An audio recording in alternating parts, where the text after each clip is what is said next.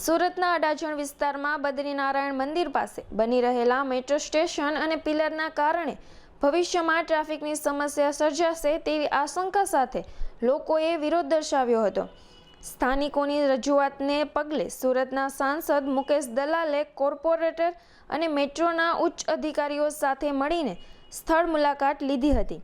સ્થળ પર મેટ્રોના અધિકારીઓએ ચાર્ટ અને નકશા રજૂ કરી લોકોને સમજાવવાનો પ્રયાસ કર્યો હતો કે સ્ટેશન અને દાદરની ડિઝાઇન એવી રીતે તૈયાર કરવામાં આવી છે જેથી ટ્રાફિકમાં ન્યૂનતમ અવરોધ આવે। જો કે સ્થાનિક લોકોએ ભવિષ્યની સમસ્યાનું કાયમી નિરાકરણ આવે તેવી માંગ કરી હતી। સાંસદ મુકેશ દલાલે લોકોના પ્રશ્નો સાંભળી તેનું નિરાકરણ લાવવાની ખાતરી આપી છે। મેટ્રો અધિકારીઓએ વધુમાં જણાવ્યું છે કે આગામી સમયમાં ફિઝિકલ ડેમો દ્વારા પણ લોકોની કામગીરી અને પ્લાનિંગની વિગતવાર સમજ આપવામાં આવશે। જી, મારું નામ ધરમસિંહ ચંદ્રસિંહ રાજપૂત છે અને અહીં હું આ બદ્રીનારાયણની સામે જનક પાર્ક સોસાયટીમાં છેલ્લા 40 વર્ષથી અમે રહીએ છીએ। સમસ્યા એ છે કે બદ્રીનારાયણ મંદિરના રોડને અડીને આ મેટ્રોની લાઇન પાસ થાય છે અને આ 3 રસ્તા ઉપર હવે મેટ્રોનું સ્ટેશન બનશે। સ્ટેશન બનશે એની સાથે એ લોકો સ્ટેશન પર ચડવા માટેના જે ઇલેક્ટ્રોનિક એસ્કેલેટર, પછી રોડ ઉપર વચ્ચે ખોદીને એના ઊભા પિલરો બનાવવાનું કહે છે।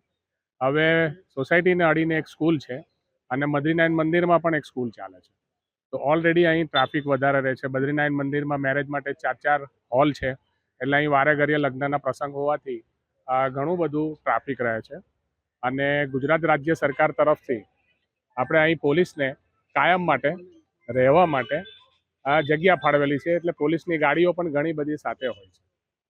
તો આ સમસ્યા અહીં ટ્રાફિકની વધે, રોડની વચ્ચેનું આ જે મેટ્રોનું એસ્કેલેટર બને છે એના માટે અમે સાંસદ મુકેશભાઈ દલાલને રજૂઆત કરી, એટલે સાહેબ હમણાં સ્થળ ઉપર મેટ્રોના અધિકારીઓ સાથે ચર્ચા કરે છે।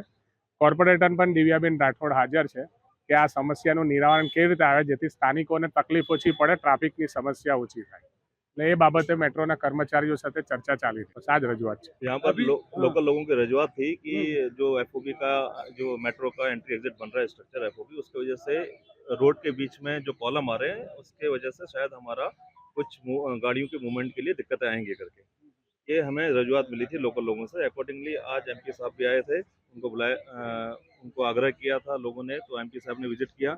तो आज मॉर्निंग में हमने यहाँ पर जो हमारे कॉलम स्ट्रक्चर आएंगे उसकी मार्किंग रोड के ऊपर करके दिखाई है और उसके बाद हमने उनको बताया कि यहाँ पर करीबन 6.5 मीटर के आसपास दोनों जगह कॉलम के दोनों तरफ जगह मिलती है और सफिशिएंट स्पेस है ट्रैफिक मूवमेंट के लिए।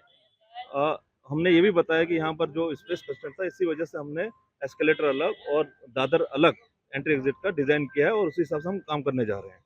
तो ये हमारा फाइनल सबमिशन है, वही हमने एमपी साहब को। અડાજણમાં બદ્રીનારાયણ મંદિર ખાતે જે મેટ્રોની કામગીરી ચાલી રહી છે ત્યાં આગળ એલિવેટર ઊભા થઈ રહ્યા છે અને કોલમ પણ ઊભા થઈ રહ્યા છે। તે સ્થાનિક લોકોના મગજમાં એક શંકા છે કે આ જે ઇન્ફ્રાસ્ટ્રક્ચર બની જશે તો અહીં મોટા વાહનોને અવર જવર કરવામાં તકલીફ પડશે, તો એને સ્થળ પર ઉકેલ લાવવા માટે મેં અધિકારીઓને બોલાવ્યા હતા। અધિકારીઓએ સ્થાનિક લોકોને ખાતરી આપી છે કે ભાઈ અહીં તમને મોટા વાહનો પસાર થવામાં કોઈ તકલીફ પડવાની નથી અને પાર્કિંગની પણ જે પણ સમસ્યા છે તે પણ ઉકેલ લાવી દઈશું। એટલે એસએમસીના અધિકારીઓ સાથે બેસીને આવનારા દિવસોમાં સ્થાનિક લોકોને કોઈ કણાટઘટ નહીં થાય। હું પણ અહીંની સ્થાનિક જ છું, મારું ઘર એની માંડ 200-250 મીટર દૂર છે, એટલે એને લક્ષ્યમાં રાખીને આપણે એનો ઉકેલ લાવીશું। હવે પ્રેક્ટિકલ બતાવશે એટલે આપણે ખ્યાલ આવી જશે, એટલે ડિઝાઇન આપણે જોઈશું, ડિઝાઇનમાં ચેન્જીસ થશે, પ્રેક્ટિકલમાં તકલીફ પડશે તો